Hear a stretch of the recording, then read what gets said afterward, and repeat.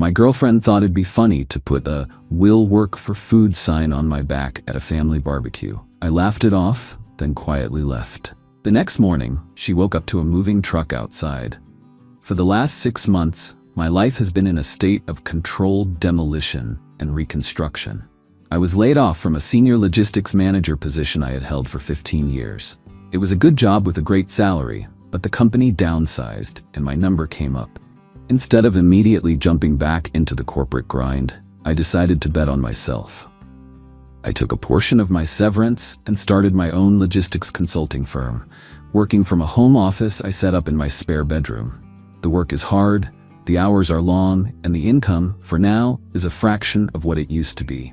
I knew it would be a tough road, but I believed in what I was building.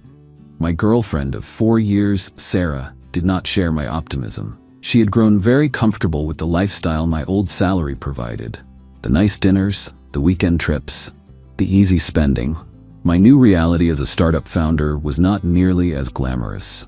Her support quickly morphed into a quiet, simmering resentment that would bubble up in the form of little jokes and passive-aggressive comments. She started referring to my new business as my little project, and would ask me if I was going to get a real job soon. At least once a week. I tried to ignore it. I told myself she was just stressed, that she was not used to the uncertainty. I kept my head down, worked 16-hour days, and poured everything I had into making my business succeed. I thought if I could just show her it was working, she would come around. The annual family barbecue, a tradition in my family for as long as I can remember, was held at my house this year. It is a big event. My parents, my siblings, their spouses, and a whole swarm of nieces and nephews. I love hosting it. It feels good to provide a space for everyone to come together. I spent the whole morning prepping, cleaning the yard, and getting the smoker going for the brisket. Sarah was in a strange mood all morning, a mix of overly sweet and weirdly giddy. I should have seen it as a warning sign. The party got underway around 2 in the afternoon. I was at the grill, flipping burgers, talking with my dad, feeling relaxed and happy for the first time in weeks. I was in my element, surrounded by people who loved me. Or so I thought. While my back was turned to the crowd, focused on not burning the food, Sarah came up behind me. I felt her tape something to the back of my t-shirt. I figured it was just some silly prank, maybe a "kiss the cook" sign. I heard a few of her friends who had come with her start giggling. I just smiled and shook my head, continuing to cook. For the next hour, I walked around my own party, completely unaware. I mingled with my family, refilled drinks, and played with my nieces and nephews. I noticed a few strange looks, a few hushed whispers, but I brushed them off. I thought people were just happy to see me. The moment of discovery was a gut punch that I will never forget. My 7-year-old nephew, Leo, tugged on my shorts. He had a confused look on his face. He pointed to my back. "Uncle Tom," he asked, his voice full of innocent curiosity, "what does unemployed mean?" I froze. My brother, standing nearby, suddenly looked furious and ripped the sign off my back. He showed it to me. It was a big, crudely drawn sign on a piece of cardboard made to look like something a homeless person would hold. In thick black marker it read, "Will work for food, unemployed and desperate. Please help. My girlfriend pays for everything." The blood drained from my face. It was not just a joke. It was a calculated, vicious, and deeply personal attack on my character, my work ethic, and my temporary vulnerability. And she had done it in front of my entire family. Before I could even react, my sister came over, her phone in her hand, her expression horrified. "Tom, look at this." She showed me Sarah's latest social media story. It was a picture of me, taken from behind, standing at the grill with that despicable sign on my back. The caption she had written was, "Putting the new hubby to work, gotta earn his keep. LOL, unemployed and loving it. Charity case." Charity case. I looked across the yard and saw Sarah laughing with her friends. She caught my eye and gave me a playful wink, as if we were sharing in some hilarious secret. In that instant, 4 years of a relationship evaporated. All the love I thought I had for her, all the excuses I had made, it all curdled into something cold and hard. But I did not explode. I did not yell or cause a scene. That was what she wanted. She wanted a big dramatic reaction that would make me look unstable, proving her point. I refused to give her the satisfaction. I looked at my family, who were all watching me with concern, and I forced a laugh. "Wow," I said, shaking my head. "She has a heck of a sense of humor, huh? A little dark for me, but what are you gonna do?" I clapped my brother on the shoulder. "Thanks for the heads up, man." I went on with the party for another hour, like nothing had happened. I played catch with my nephews. I talked to my mom about her garden. I was the perfect host. Sarah seemed almost disappointed by my lack of reaction. But inside my head, a plan was forming. A calm, quiet, and final plan. Around 6 o'clock, I told my sister I was getting a bad headache and was going to lie down for a bit. I told everyone to stay, enjoy the food and the pool. I went inside, grabbed my keys and my wallet, walked out the side door, got in my truck, and just drove. I did not go far. I drove to a quiet hotel about 20 minutes away and checked in. From the sterile quiet of that hotel room, I made one phone call. I called a professional moving company, one that specialized in short notice and overnight jobs. I explained the situation briefly, that I needed a crew to pack up and remove one person's belongings from a 2-bedroom house. I told them I needed them there at 8 o'clock in the morning, sharp. Sarah thinks I am in the spare bedroom, sulking. She thinks I will get over it, that we will have a fight, and then everything will go back to normal, back to her quiet digs and my patient tolerance. She has no idea that I am not even in the house. She has no idea that I have already set the consequences for her actions in motion.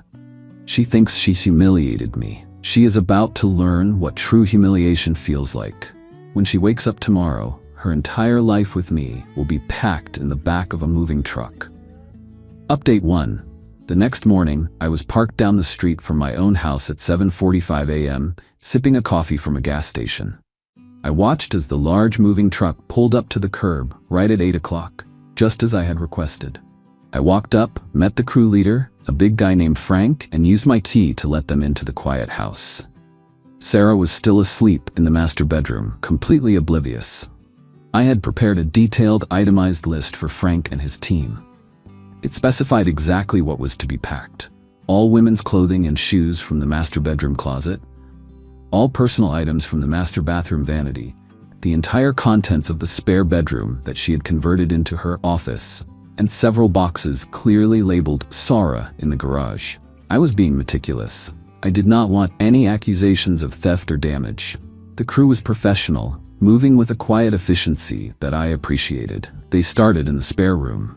About 20 minutes in, the sounds of their work, the quiet murmur of voices, the squeak of packing tape, finally woke Sarah up. I was standing in the living room when she emerged from the bedroom, wearing one of my old t-shirts. Her hair was a mess, and her face was puffy from sleep.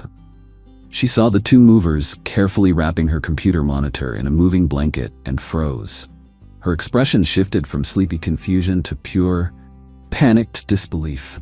"Tom, what is going on?" she demanded, her voice rising. "Who are these people? What is happening?" I took a sip of my coffee and looked at her, my face completely neutral. "They are movers, Sarah," I said calmly. "I hired them. You are moving out." "Moving out?" she shrieked, her voice cracking. "What are you talking about? Are you insane? Is this because of that stupid joke yesterday?" "It was not a joke," I said, my voice dangerously quiet. "It was a public statement. You made it very clear what you think of me. I'm simply accepting it. The people you live with, your family, you do not humiliate them for sport. That is something you do to a stranger or a roommate you do not like. So this roommate is asking you to leave." I pulled out my phone and showed her the screenshot of her social media post. The picture of me with the sign, the hateful caption, the laughing emojis from her friends. "This is not something you come back from, Sarah," I told her. She started to cry then, but it was not the sound of remorse. It was the sound of a child having her favorite toy taken away. "You cannot do this. Half of this stuff is mine. We built this life together." "Let's be very clear," I said, taking a step closer. "You did not build anything. You were a resident. I owned this house and all the furniture in it 2 years before I even met you. You have not contributed a single dollar to the mortgage or the bills in the 4 years we have been together. You are welcome to take every single item that you personally purchased with your own money. The movers have a list. They will be delivering your belongings to any address you provide within a 50-mile radius. I would suggest you start making some phone calls." Her entire world was visibly crumbling around her. She sputtered, trying to find an argument. "My car, the furniture, the television. My car, my furniture, my television," I corrected her gently. "I have already been to the bank this morning. Your name has been removed from our joint account. The supplementary credit card you have been using has been canceled. The financial arrangement you found so amusing yesterday is now over." She sank onto the arm of the couch, her face in her hands, and let out a sound that was half sob, half scream. I felt nothing. No pity, no satisfaction, just a quiet, resolute emptiness. I had given her every chance to show me a basic level of respect, and she had responded by trying to make me a laughingstock in front of the people I care about most. The movers continued their work, professionally ignoring the drama unfolding in the living room. It took them about 2 hours to load everything into the truck. During that time, Sarah made a series of frantic, whispered phone calls from the back patio. First, she called her friends, the ones who had laughed so hard at her prank. I could guess from her side of the conversation that they were not offering up their spare bedrooms. Then, finally, she made the call I knew she was dreading. She called her parents. When the truck was fully loaded, Frank, the crew leader, came to me with a clipboard. "We have an address, sir. A place in Northwood." Her parents' house, of course. I walked over to Sarah, who was sitting on the front steps with her head in her hands. "The truck is ready to go," I said. I handed her a small box that contained her toiletries and her phone charger. "I believe this is everything." She looked up at me, her eyes red and swollen. "You are really going to do this? You are going to throw away 4 years over one stupid prank?" "You threw it away, Sarah, not me," I said. "You just did not realize it until now." I watched as the moving truck pulled away from the curb, carrying with it the last remnants of a life I no longer wanted. Sarah stood on the sidewalk, looking small and lost, waiting for her parents to make the 40-minute drive to come pick her up.